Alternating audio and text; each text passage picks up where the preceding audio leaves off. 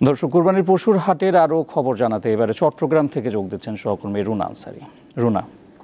রুনা, বন্দরনগরীর হাটগুলোতে কুরবানির পশুর সরবরাহ কেমন দেখছেন, আর বেচা বিক্রি কতটা জমে উঠেছে জানাবেন।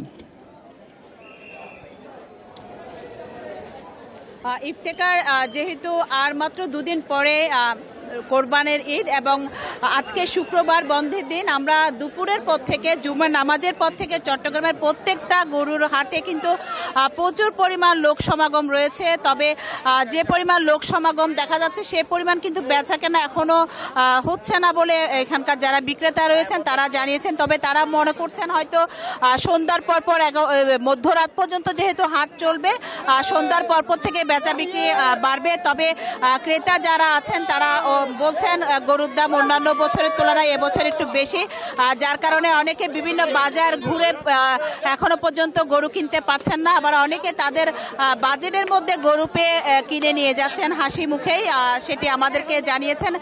নিশ্চয়ই আপনি দেখতে পাচ্ছেন আমরা যে বাজারে আছি, চট্টগ্রামের সাগরিকা গরুর বাজারে, এটি সবচেয়ে বড় বাজার। এখানে প্রচুর পরিমাণ কিন্তু ক্রেতা রয়েছেন, তবে এখনো পর্যন্ত বিক্রয়টা সেভাবে বাড়েনি।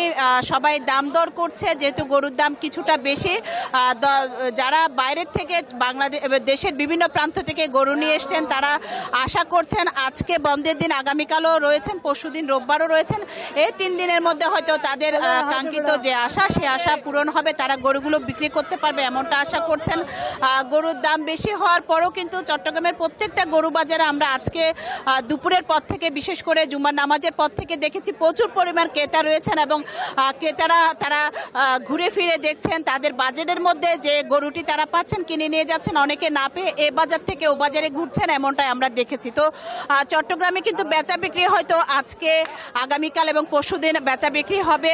কোরবান করতে হবে যেহেতু, বাজেটের মধ্যে না থাকলেও অনেকে বাজেট কিছুটা বাড়িয়ে হলো পশু কিনবেন, এমনটাই আশা করা যাচ্ছে। তো চট্টগ্রামে কিন্তু আরেকটি বিষয়, সেটি হচ্ছে শুধু গরু বাজার না, গরু বাজারের বাইরেও কিন্তু বেশি বিভিন্ন পাড়া মহল্লায় বিভিন্ন মৌসুমি ব্যবসায়ীরা তারা গরু বিক্রি করছে বলে আমরা দেখেছি এবং সেখান থেকে কিন্তু ক্রেতা যারা তারা গরু কিনে নিয়ে যাচ্ছেন। ইফতেখার ছিল আমার কাছে আজকে চট্টগ্রামের গরু বাজারের এই তথ্য।